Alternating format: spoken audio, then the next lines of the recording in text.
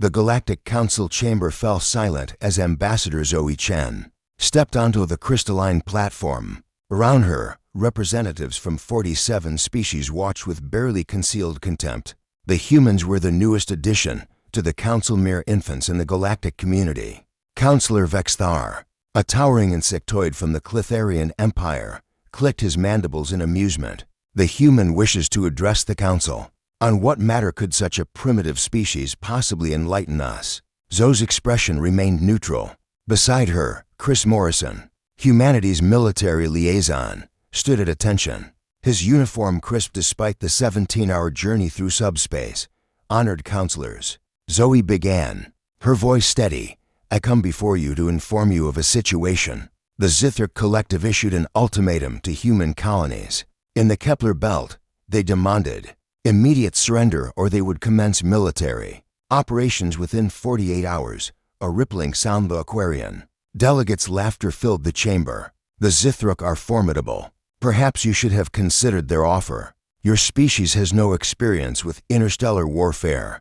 Chris stepped forward, something in his movement making several delegates lean back. With respect, we're not here to ask for permission. We're here to inform you of our response. Vexthar's eyes glittered. And what response have you primitives devised? The Zithrak shields would treat your weapons as a pleasant massage. Zoe inserted a data chip into the chamber's holographic display. 3 days ago, we received their ultimatum. 2 days ago, we sent our response. 1 day ago, the Zithric Armada, all 73 capital ships ceased to exist. The chamber erupted in chaos. The hologram flickered to life, showing what had once been the pride of the Zithric military. Now it was debris, kilometers of twisted metal floating in the void. Not a single vessel remained intact. Impossible, breathed Counselor Yamath. The Zithric Armada was the 5th most powerful military force in the galaxy. The technology is centuries ahead of yours. Chris's voice was cold. They were the 5th most powerful force. Now they're scrap metal dispersing across 3 cubic light years. Zoe continued, matter of fact. You see, counselors, there's a fundamental misunderstanding about how humans approach warfare. Most species here view war as a chess game. You make calculated moves, capture territory, negotiate treaties. You fight with honor, with rules, with expectations of eventual peace. She paused. Humans don't fight wars. We've tried that throughout our history. And we learned a terrible truth. Prolonged conflict costs more lives and solves nothing. So we evolved a different doctrine. Chris activated more images, battle plans, weapon schematics that made several peaceful species turn away in horror. When humans go to war, we don't aim to win battles. We don't aim to capture territory. We aim for one thing, the complete annihilation of our enemy's capacity to make war. Ever again, the Zithric Armada? Zoe gestured to the debris field. We tracked them from the moment they left their staging area. We calculated their trajectory, capabilities, weaknesses. Then we sent a final communication, a chance to withdraw. They laughed. Vexthar was no longer laughing. None of them were. We deployed weapons most of you have banned. Chris continued. Kinetic kill vehicles traveling at 0.997 light speed. Nanite swarms programmed to disassemble any complex matter. Quantum entanglement bombs that erased ships from causality itself. Some vessels never existed in any timeline. This is barbarism, shrieked the Aquarian delegate. This violates every convention of civilized warfare. Zoe's eyes hardened. Civilized warfare is an oxymoron, counselor. You play at war like children. You have rules because you can afford them. You've forgotten what it means to face extinction, to fight for survival itself. She advanced toward the center, and despite being unarmed, the delegates shrank back. Earth has seen 12,000 wars in recorded history. We've nearly destroyed ourselves 3 times. We've developed weapons capable of sterilizing our planet, and came within minutes of using them.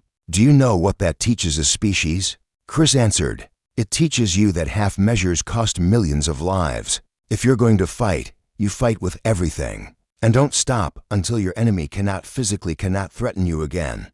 The hologram shifted, showing Earth itself, fragile against the black of space. We are one planet, counselors, one species. For all human history, we've been our own worst enemy. We've perfected destruction because we had no choice. Every weapon in your nightmares, we've already built. Every horror you've banned, we've committed. Against ourselves, Zoe's voice dropped, becoming gentle. We don't want to be warriors. We came to the stars hoping to leave that behind. But if you think our youth makes us weak, you fundamentally misunderstand what humans are. She looked around the chamber, meeting every delegate's eyes. We are survivors, innovators, and when pushed, we are annihilators. The Zithrak learned this. They destroyed our colony ship, killing 15,000 civilians. They thought we would negotiate, follow your rules. Chris pulled up a final image, a message burned into the Zithrak homeworld's moon. Using orbital weapons, letters visible from space, carved kilometers deep. It read, "Never again." We didn't touch their homeworld, Chris said quietly. Didn't harm a single civilian. But we made sure they understood their armada's destruction wasn't luck. It was choice. Our choice. Counselor Vexthar found his voice, trembling. What are you telling us? Zoe smiled, and it was terrifying. I'm telling you that humanity is grateful to join the council. We look forward to peaceful cooperation, sharing knowledge, building a better future. We will be excellent neighbors and steadfast friends. She paused. But if any species threatens human lives, they will not face war. They will face obliteration, complete, total, irreversible. Because that's what humans do. We don't seek victory. We seek finality. Chris added, the council speaks of proportional response. We reject that. If you strike us, we won't strike back proportionally. We'll make sure you never strike anyone again. The chamber remains silent. Finally, Yamath spoke. If humans truly wage war this way, you are the most dangerous species in the galaxy. Zoe nodded. Perhaps. But consider, in 30 years among the stars, how many conflicts have humans initiated? How many territories conquered? How many species subjugated? None, whispered the Aquarian. Exactly none, Zoe confirmed. We are dangerous only to those who would harm us. The Zithrak made their choice. Now everyone believes. Chris stepped back. The human delegation requests this incident be recorded as precedent. Let it be known, humans seek peace. But if you bring us war, you bring yourself extinction. As they turned to leave, Vexthar called out, Ambassador, what if we had been the ones to threaten humanity? Zoe looked back. Then this council would be meeting without the Clitharian Empire, Counselor, and we'd be having this exact conversation. They left in silence. Behind them, the Galactic Council sat in stunned disbelief, finally understanding they had not welcomed a primitive species. They had admitted apex predators who had spent millennia perfecting annihilation against themselves. And now those predators had turned their gaze to the stars. In following days, 17 species lodged complaints. 43 requested defense treaties with Earth.